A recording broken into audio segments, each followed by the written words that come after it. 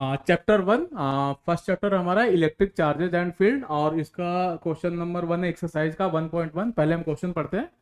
What is the force between two small charges spheres having charges of 2 into 10⁻⁷ coulomb and 3 into 10⁻⁷ coulomb placed 30 centimetre apart. ठीक है, तो बच्चे पहले हम इसके पीछे का कंसेप्ट समझते हैं कि इसके पीछे का कंसेप्ट क्या है। तो आप लोगों को कूलम्स लॉ याद होगा। कूलम्स लॉ क्या है? कूलम्स ये कहता है कि अगर दो पॉइंट चार्जेज हैं Q1 एंड Q2, अगर ये r डिस्टेंस पे प्लेस्ड है तो इनके बीच का जो फोर्स होता है, फोर्स ऑफ अट्रैक्शन या रिपल्सन, डिपेंड करता है कि चार्जेस का नेचर क्या है। अगर Q1 और Q2 दोनों पॉजिटिव होंगे तो ये दोनों एक दूसरे को रिपेल करेंगे। Q1 Q2 दोनों नेगेटिव होंगे तो भी ये रिपेल करेंगे। लेकिन अगर एक प्लस और दूसरा माइनस हुआ, इसमें से कोई भी एक प्लस और एक माइनस हुआ, तो ये दोनों अट्रैक्ट करेंगे। And that force will be equal to F is equal to K Q1 Q2 divided by R square, right.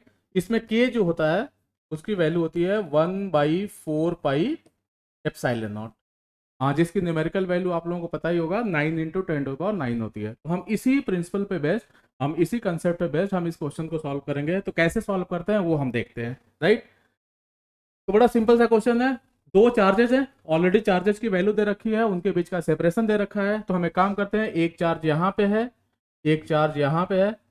इस चार्ज की वैल्यू है 2 इंटू 10⁻⁷ कूलम, और इस चार्ज की वैल्यू है 3 इंटू 10⁻⁷ कूलम, और इनके बीच का सेपरेशन है 30 सेंटीमीटर। अब याद रखिए, हम एमकेएस सिस्टम में सॉल्व करते हैं तो हमें डिस्टेंस को भी बदलना पड़ेगा, और डिस्टेंस यहाँ पे सेंटीमीटर में है तो हम इसे मीटर में कन्वर्ट करेंगे। तो दिस विल बी 0.3 मीटर। अब कुछ नहीं, ये वाला जो फॉर्मूला है आप उसे अप्लाई कर दीजिए डायरेक्ट। तो F will be equal to, K की वैल्यू हम डायरेक्ट प्लेस कर देते हैं, 1/4πε0 की न्यूमेरिकल वैल्यू होती है 9 into 10⁹ Q1, Q1 means this charge, 2 into 10⁻⁷ Q2 means this charge, 3 into 10⁻⁷ and whole divided by R square. R square means 0.3 का square, तो 0.3 का स्क्वायर करेंगे हम ऐसे।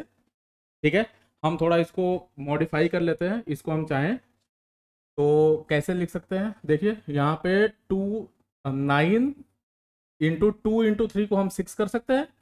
अब यहाँ 10⁹ है, यहाँ 10⁻⁷ है। तो अगर हम इसको पावर को कट करेंगे तो यहाँ पे और एक पावर यहाँ पे भी है 10⁻⁷, तो टोटल हो गया 10⁻⁻14। इसमें से 9 हटा दीजिए तो ये बच जाएगा 10⁻⁻5 and whole divided by 9 into 10⁻⁻2। यहाँ देखिए, इसको हम 3 इंटू 10⁻⁻1 लिख सकते हैं, उसका स्क्वायर करेंगे तो 9 इंटू 10⁻⁻2। इस 9 से ये 9 कट गया। अब ये 10⁻⁻2 को ऊपर ले जाइए, तो this will be equal to 6 into 10⁻³